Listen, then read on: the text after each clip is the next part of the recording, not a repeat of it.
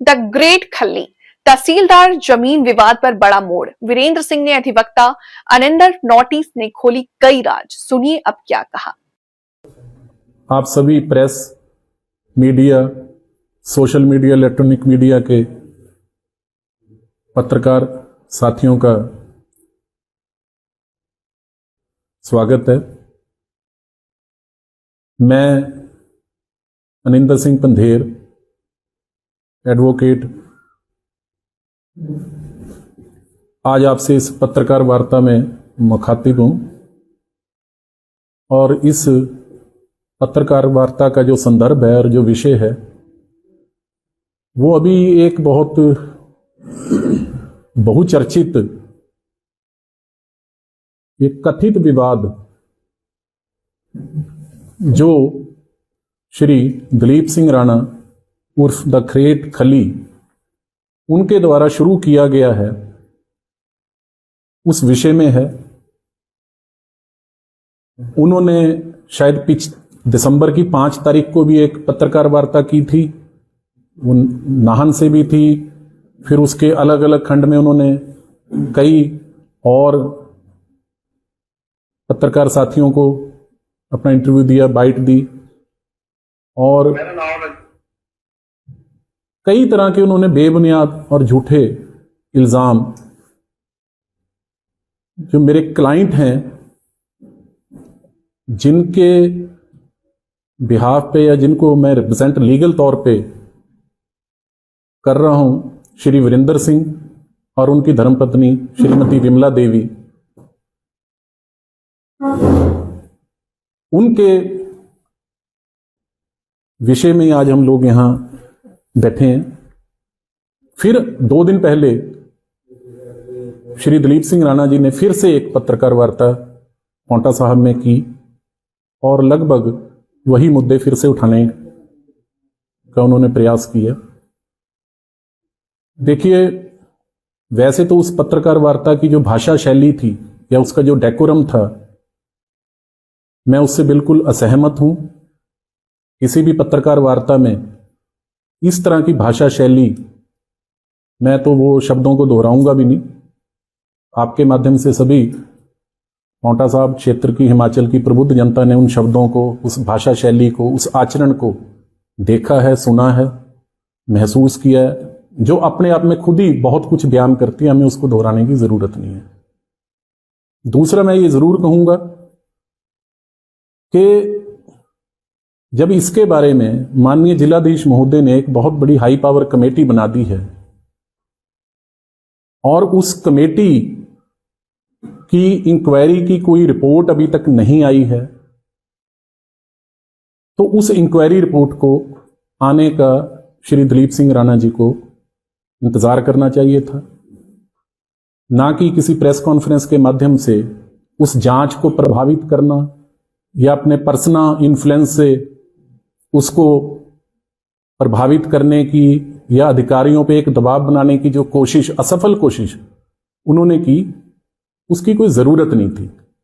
लेकिन क्योंकि श्री दलीप सिंह राणा जी उस पत्रकार वार्ता में अपने किसी अधिवक्ता को भी लाए और कोई और रेवेन्यू डिपार्टमेंट के अधिकारियों को भी उन्होंने लाया, हालांकि उस अधिवक्ता को उन्होंने बोलने का मौका तो दिया नहीं, रिप्रेजेंट तो वो खुद ही कर रहे थे। तो मेरे भी जो क्लाइंट्स हैं उन्होंने मुझसे निवेदन किया, मैं उस दिन शिमला था, कि मैं इसका जो कानूनी पक्ष सही तरीके से आप सबके सामने रख पाऊं। मेरा सबसे पहला जो मुद्दा है वो ये है कि सारे केस में श्री दलीप सिंह राणा उर्फ ग्रेट खली, उनकी लीगल स्टैंडिंग है क्या? क्योंकि जिस भी जमीन की, जिस भी विवाद की वो बात करते हैं, जो भी मुकदमा चाहे सिविल कोर्ट में है या ये जो जमीन खरीदी गई जिसकी वो बार बार रजिस्ट्री दिखाते हैं, इसकी प्रतिलिपि हमने आपको उपलब्ध कराई है। अगर आप इसको पढ़ पाए तो ये श्री ज्वालाराम सन ऑफ श्री हरिया, निवासी धिराइना, जो श्री दलीप सिंह राणा जी के पिताजी हैं, उनकी व्यक्तिगत खरीद है। ये उनकी सेल्फ एक्वायर्ड प्रॉपर्टी है। ये दादा लाही जमीन नहीं है, पुश्तैनी जमीन नहीं है, ये उनकी सेल्फ एक्वायर्ड प्रॉपर्टी है। सबसे पहले इस जमीन का जो लीगल स्टेटस है, जब तक श्री दलीप सिंह राणा जी इस बात को स्पष्ट ना करें कि इस जमीन में जो ज्वालाराम जी हैं, जो उन्होंने इस जमीन को खरीदा 43,20,000 रुपए में, जबकि इसकी जो सरकारी औसत है वो 1,60,00,000 रुपए थी, बहुत उससे कम में खरीदा। लेकिन जब ये खरीदी है 2013 में, तब 43,20,000 रुपया भी एक बहुत बड़ी रकम थी। क्या अपने पिताजी को पैसे उन्होंने दिए थे? उनको बताना चाहिए। अगर उन्होंने पैसे दिए थे, क्या इनकम टैक्स रिटर्न में उन्होंने इसका उस समय कोई उल्लेख किया था? तभी उनका इस जमीन पे या इस पे बात करने का कोई लीगल तौर पे कोई हक बनता है।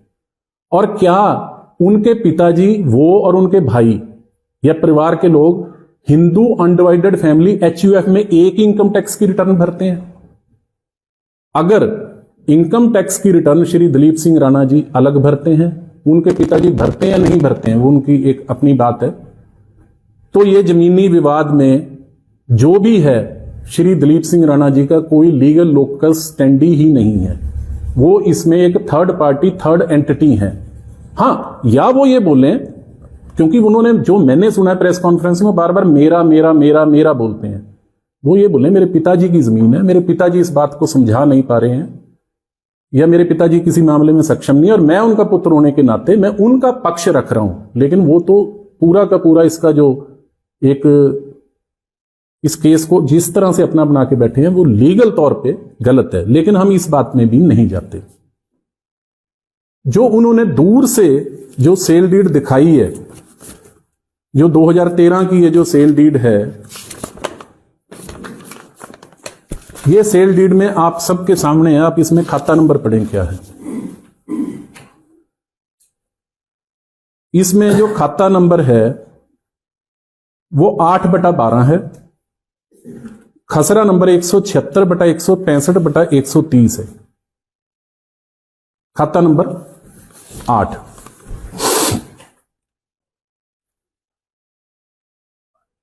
अब जिस जमीन की श्री दलीप सिंह राणा जी तकसीम पार्टीशन प्रोसीडिंग्स पे सवाल उठा रहे हैं, और जहां पे उन्होंने सारा ये भ्रम फैलाया हुआ है, वो जो जमीन की प्रोसीडिंग्स पार्टीशन की चल रही हैं, वो सारी की सारी चल रही हैं खाता नंबर 6। वो सारी की सारी खाता नंबर 6 में चल रही हैं। अब ये पार्टीशन प्रोसीडिंग्स, जैसे वो कहते हैं कि रातों रात ही पता नहीं क्या भूचाल और भूकंप आया, ये कोई रातों रात नहीं आया। पार्टीशन प्रोसीडिंग्स जो हैं वो माननीय अदालत assistant collector 2nd grade Paonta साहब के समक्ष ये पार्टीशन प्रोसीडिंग बिमला देवी बनाम हेमलता अजय आदि जो ये पार्टीशन प्रोसीडिंग्स चली, वो चली हैं खाता नंबर 6, खसरा नंबर 164/130। अगर मैं आपको दिखा पाऊं, ये खसरा नंबर अलग अलग है, खाते भी अलग हैं, 8 और 6 में बहुत फर्क है। खसरे भी अलग अलग हैं, ये बिल्कुल अलग अलग खसरे हैं। जिस केस में पार्टीशन प्रोसीडिंग्स माननीय असिस्टेंट कलेक्टर 2nd ग्रेड या सामान्य भाषा में नायब तहसीलदार साहब के पास चली हैं, उस जमीन में, उस खाते में, उस खसरा में श्री ज्वालाराम जी यानी खली जी के पिताजी ना हिस्सेदार हैं, ना हिस्सेदार थे। इन्होंने जब ये 2013 में जमीन खरीदी है, वो अलग खसरा नंबर है, और पार्टीशन प्रोसीडिंग्स का एक सीधा सा नियम है Himachal Pradesh land revenue act के हिसाब से कि जो उसमें हिस्सेदार नहीं है, ना तो उसको पार्टी बनाया जा सकता है, ना उसको बुलाया जाएगा, ना उसको पूछा जाएगा। ये सिद्धांत है, तकसीम का सिद्धांत है। आप नॉन एंटिटी हो, आप उसमें शेयर होल्डर नहीं हो, आपको बुलाया नहीं जाएगा। और दूसरा, इसमें जिस तरह से उन्होंने असल में दबाव बनाने को, इसमें श्री ऋषभ शर्मा माननीय असिस्टेंट कलेक्टर फर्स्ट ग्रेड, सामान्य भाषा में तहसीलदार पोंटा साहब, उनको बीच में घसीटने की कोशिश की। ना तो ये पार्टीशन प्रोसीडिंग माननीय तहसीलदार साहब के समक्ष प्रस्तुत हुई, ना इसमें मोड ऑफ पार्टीशन माननीय तहसीलदार ऋषभ शर्मा जी ने बनाया, ना इसमें किसी भी स्तर पे फाइल उनके पास आई। यहां 2 अदालतें हैं, सहायक समर्था द्वितीय श्रेणी प्रथम श्रेणी, दोनों के पास बराबर की शक्तियां हैं, दोनों के पास बराबर का ये एचपी लैंड रेवेन्यू एक्ट के हिसाब से पावर्स हैं। केस रोटेशन की वाइज कोई एक उधर प्रस्तुत होता है, एक इधर होता है, एक उधर, और इसको डिवीजन ऑफ एक वर्कलोड के तहत होता है, और एक ही के पास सभी काम ना हो। इसमें जो भी दखल तक की कार्रवाई हुई है वो माननीय नायब तहसीलदार साहब ने की है, और इसमें दखल हुआ और दखल के इंतकाल हुआ। दखल का मतलब ही समझिए, दखल का मतलब यही है कि अगर कोई आदमी किसी जमीन में दाएं या बाएं कोई इंक्रोचमेंट है, कोई देसी भाषा में दौड़ का है कि किसी की दौड़ इधर की उधर है, या जमीन को लेकर उसके कब्जे को लेकर या कोई भी उसकी स्थिति स्पष्ट नहीं है, तो जब पार्टीशन हो जाती है उसके बाद एक बार फिर से फाइनली उसकी डिमार्केशन करके उसमें किलियां लगा दी जाती हैं, पक्के निशान कायम करके। जो दखल शब्द है, नाम ही दखल है, और उसमें वारंट ऑफ पोजेशन की वो तामील करा दी जाती है। उसका नाम इंग्लिश में वारंट ऑफ पोजेशन है और हिंदी में उसका नाम दखल है। मौके पे मालिक जिसके हक में तकसीम हुई होती है और दूसरों को भी जो जो खसरा नंबर दिए कटे होते हैं, अलॉट होते हैं, वहां पर दखल देके उनको बोल दिया जाता है ये आपकी जमीन है, आज के बाद यहां पर आप खेती करो। और इसमें भी प्रक्रिया का इसी का ही बिल्कुल पालन हुआ। अगर इसमें कोई एतराज आता तो इस पार्टीशन प्रोसीडिंग में एतराज उन लोगों का आना चाहिए था जो खसरा नंबर 164/130 खाता नंबर 6, मैं फिर दोहराऊंगा, जिसमें ज्वालाराम जी खली जी के परिवार का कोई भी सदस्य शेयर होल्डर नहीं है, वो आदमी एतराज करता जो ये बिमला देवी बनाम अजय हेमलता आदि केस में शेयर होल्डर होता। ऐसा कोई भी एतराज, कोई भी अपील इस केस में नहीं हुई। अब एक लेटर स्टेज पे जरूर एक शेयर होल्डर कोई देहरादून से हैं, उन्होंने एक अपील लगाई है कि मुझे सही से समन नहीं गए, लेकिन उससे भी श्री दिलीप सिंह राणा जी के परिवार का कोई लेन देन नहीं है। अब दूसरी बात, वो बोलते हैं कुछ रातों रात हुआ। ये जो खसरा नंबर जिस पे मेरी उंगली है, इसकी प्रतिलिपि आप सबको आज हम देंगे। ये सन 1960 से भी पहले का कटा हुआ खसरा नंबर है।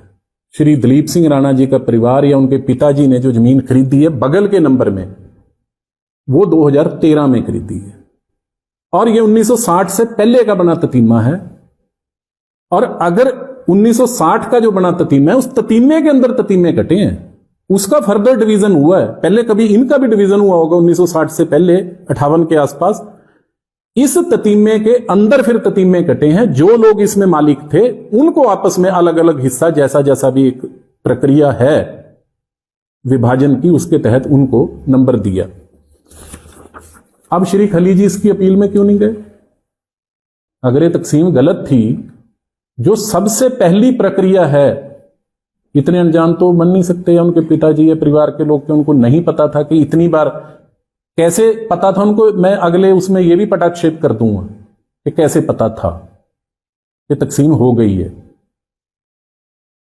इसकी जो अगली अपील है वो सब डिविजनल कलेक्टर, सामान्य भाषा में एसडीएम, उनके पास होती है। उन्होंने अपील क्यों नहीं की? क्योंकि वो अपील कर ही नहीं सकते थे, क्योंकि वो इस जमीन में शेयर होल्डर ही नहीं थे। और शेयर होल्डर नहीं थे इसलिए इस तकसीम की कार्रवाई में वो नॉन एंटिटी थे, वो स्ट्रेंजर थे,